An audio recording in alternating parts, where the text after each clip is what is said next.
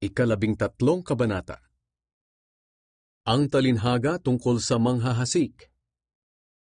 Nang araw ding iyon, lumabas ng bahay si Jesus at naupo sa tabi ng lawa. Napakaraming tao ang nagtipon sa paligid niya, kaya sumakay siya sa isang bangka at doon umupo, habang ang mga tao na may nasa dalampasigan. Marami siyang itinuro sa kanila sa pamamagitan ng mga talinghaga o paghahalintulad. Sinabi niya, may isang magsasakang naghasik ng binhi. Sa kanyang paghasik, may mga binhing nahulog sa tabi ng daan. Dumating ang mga ibon at tinuka ang mga binhing iyon. May mga binhi namang nahulog sa mabatong lugar, kung saan walang gaanong lupa. Mabilis na tumubo ang binhi dahil mababaw ang lupa. Ngunit natuyo rin ito nang masikatan ng araw, at dahil hindi malalim ang ugat, namatay ito. May mga binhi namang nahulog sa lupang may matitinik na damo. Lumago ang mga damo at natakpan ng mga tumubong binhi. Ang iba na may nahulog sa mabuting lupa, lumago at namunga. Ang iba'y napakarami ng bunga, ang iba'y marami-rami, at ang iba na may katamtaman lang. Kayong mga nakikinig, dapat ninyo itong pag-isipan. Ang layunin ng mga talinghaga. Pagkatapos, lumapit kay Jesus ang mga tagasunod niya at nagtanong, bakit po kayo gumagamit ng talinghaga sa pagtuturo sa mga tao? Sumagot si Jesus, ipinagkaloob sa inyo na malaman ang mga lihim tungkol sa paghahari ng Diyos, pero hindi ito ipinagkaloob sa iba. Sapagkat ang taong sumusunod sa narinig niyang katotohanan ay bibigyan pa ng higit na pangunawa. Ngunit ang taong hindi sumusunod sa katotohanan, kahit ang kaunti niyang naunawaan ay kukunin pa sa kanya. Kaya nagsasalita ako sa kanila sa pamamagitan ng talinghaga, dahil tumitingin sila pero hindi nakakakita, at nakikinig pero hindi naman nakakaunawa. Sa kanila natupad ang sinabi noon ni Isaias, makinig man kayo ng makinig, hindi kayo makakaunawa. Tumingin man kayo ng tumingin, hindi kayo makakakita. Dahil matigas ang puso ng mga taong ito. Tinakpan nila ang kanilang mga tainga at ipinikit ang kanilang mga mata, dahil baka makakita sila at makarinig, at maunawaan nila kung ano ang tama, at magbalik loob sila sa akin, at pagalingin ko sila. Ngunit mapalad kayo, dahil nakakakita kayo at nakakaunawa. Sinasabi ko sa inyo ang totoo. Maraming propeta at matutuwid na tao noon ang naghangad na makakita at makarinig na nakikita at naririnig ninyo ngayon, pero hindi ito nangyari sa kanilang panahon. Ang kahulugan ng talinghaga tungkol sa manghahasik. Pakinggan ninyo ang kahulugan ng talinghaga tungkol sa manghahasik. Ang tabi ng daan kung saan nahulog ang ilang binhi ay ang mga taong nakinig ng mensahe tungkol sa paghahari ng Diyos, pero hindi nakaunawa. Dumating si Satanas at inagaw ang salita sa kanilang puso.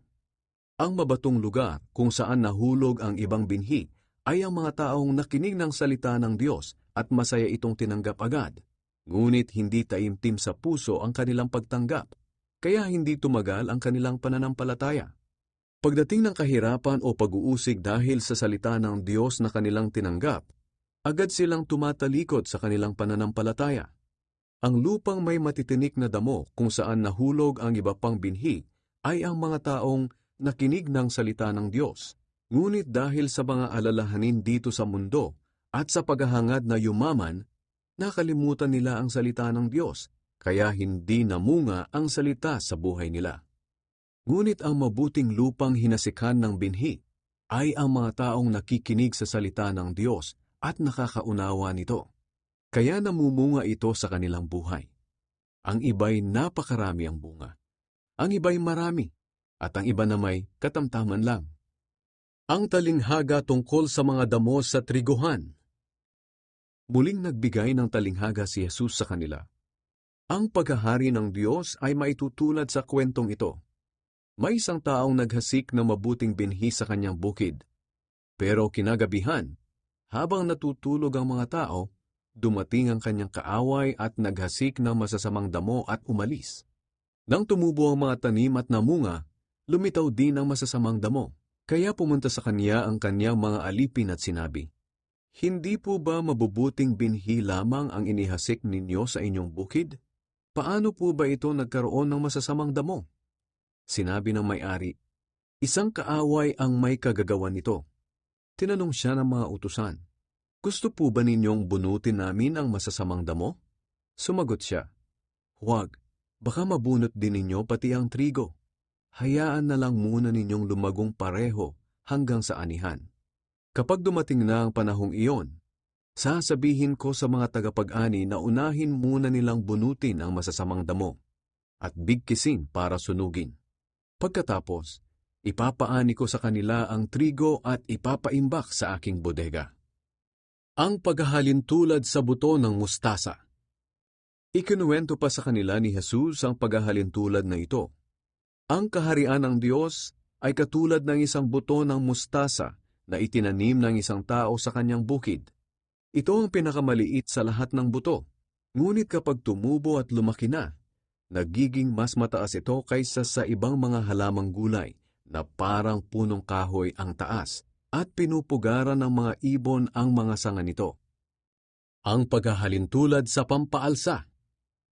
Isa pang paghahalintulad ang ikinuwento ni Jesus. Ang kaharian ng Diyos ay katulad ng pampaalsang inihalo ng babae sa isang malaking planggana ng harina, at napaalsa nito ang buong masa ng harina. Ang paggamit ni Jesus ng mga paghahalintulad o mga talinghaga. Gumamit si Jesus ng mga paghahalintulad o mga talinghaga sa lahat ng kanyang pangangaral tungkol sa paghahari ng Diyos. Hindi siya nangaral sa mga tao nang hindi sa pamamagitan nito. Sa ganitong paraan ay natupad ang sinabi ng Diyos sa pamamagitan ng kanyang propeta. Magsasalita ako sa kanila sa pamamagitan ng paghahalintulad.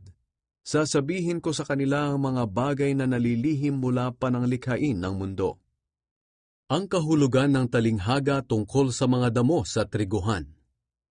Pagkatapos, iniwan ni Jesus ang mga tao at pumasok siya sa isang bahay. Nilapitan siya ng mga tagasunod niya at sinabi, "Pakipaliwanag po sa amin ang talinghaga tungkol sa masasamang damo." Sumagot si Jesus, "Ang naghasik ng mabuting binhi ay walang iba kundi ako na anak ng tao. Ang bukid ay ang mundo, at ang mabuting binhi ay ang mga kabilang sa kaharian ng Diyos. Ang masasamang damo naman ay ang mga sakop ni Satanas. Si Satanas ang kaaway na nagtanim sa kanila. Ang anihan ay ang katapusan ng mundo, at ang tagapag-ani ay ang mga anghel. Kung paanong binubunot at sinusunog ang masasamang damo, ganoon din ang mangyayari sa katapusan ng mundo. Ako na anak ng tao ay magpapadala ng mga anghel at aalisin nila sa aking kaharian ang lahat ng gumagawa ng kasalanan at nagiging dahilan ng pagkakasala ng iba. Itatapon sila sa nagliliyab na apoy at dooy iiyak sila at magngangalit ang kanilang ngipin. Pero ang matutuwid ay magniningning na parang araw sa kaharian ng kanilang Ama. Kayong mga nakikinig, dapat ninyo itong pag-isipan. Ang paghahalintulad sa natatagong kayamanan. Sinabi pa ni Jesus, ang kaharian ng Diyos ay katulad ng kayamanang nakabaon sa isang bukid. Nang mahukay ito ng isang tao, itinago niya itong muli. At sa tuwa niya ay umuwi siya at ipinagbili ang lahat ng kanyang ari-arian at binili niya ang bukid na iyon. Ang paghahalintulad sa perlas. Ang kaharian ng Diyos ay katulad din nito. May isang negosyante na naghahanap ng magagandang perlas. Nang makatagpo siya ng isang mamahaling perlas, ipinagbili niya ang lahat ng kanyang ari-arian at binili ang perlas na iyon. Ang paghahalintulad sa lambat. Ang kaharian ng Diyos ay katulad din ng isang lambat na inihagis ng mga mangingisda sa lawa at nakahuli ng sari-saring isda. Nang mapuno ang lambat, hinila nila ito papunta sa dalampasigan. Pagkatapos, naupo sila para pagbukod-bukurin ang mga isda. Ang mabubuting isda ay inilagay nila sa mga basket, at ang mga walang kwenta ay itinapon nila. Ganyan din ang mangyayari sa katapusan ng mundo. Darating ang mga anghel at ihihiwalay nila ang masasama sa matutuwid. Itatapon ang masasama sa nagliliyab na apoy, at dooy iiyak sila at magngangalit ang kanilang ngipin. Pagkatapos, tinanong sila ni Jesus, Naunawaan ba ninyong lahat ang sinabi ko? Sumagot sila, Opo. At sinabi ni Jesus sa kanila, Kaya nga, ang bawat tagapagturo ng kautusan na naturuan tungkol sa kaharian ng Diyos ay maitutulad sa isang may-ari ng bahay na maraming ari-arian sa bodega niya. Hindi lang ang mga lumang bagay ang kanyang inilalabas sa bodega, kundi pati ang mga bago. Hindi tinanggap si Jesus sa Nazaret. Pagkatapos mangaral ni Jesus sa pamamagitan ng mga talinghaga ay umalis na siya. Pumunta siya sa sarili niyang bayan at nangaral doon sa kanilang sambahan. Nagtaka sa kanya ang mga kababayan niya. Sinabi nila, Saan kaya niya nakuha ang karunungang iyan at ang kapangyarihang gumawa ng himala? Hindi ba't anak siya ng karpintero? Hindi ba't si Maria ang kanyang ina at ang mga kapatid niya ay sina Santiago, Jose, Simon at Judas? Hindi ba't ang lahat ng kapatid niyang babae ay dito rin nakatira sa atin? Saan niya nakuha ang ganyang kakayahan? At hindi nila siya pinaniwalaan. Kaya sinabi ni Jesus sa kanila, Ang isang propeta ay ginagalang kahit saan, maliban lang sa sarili niyang bayan at pamilya. Kaya hindi gumawa si Jesus ng maraming himala roon dahil sa kawalan nila ng pananampalataya sa Kanya.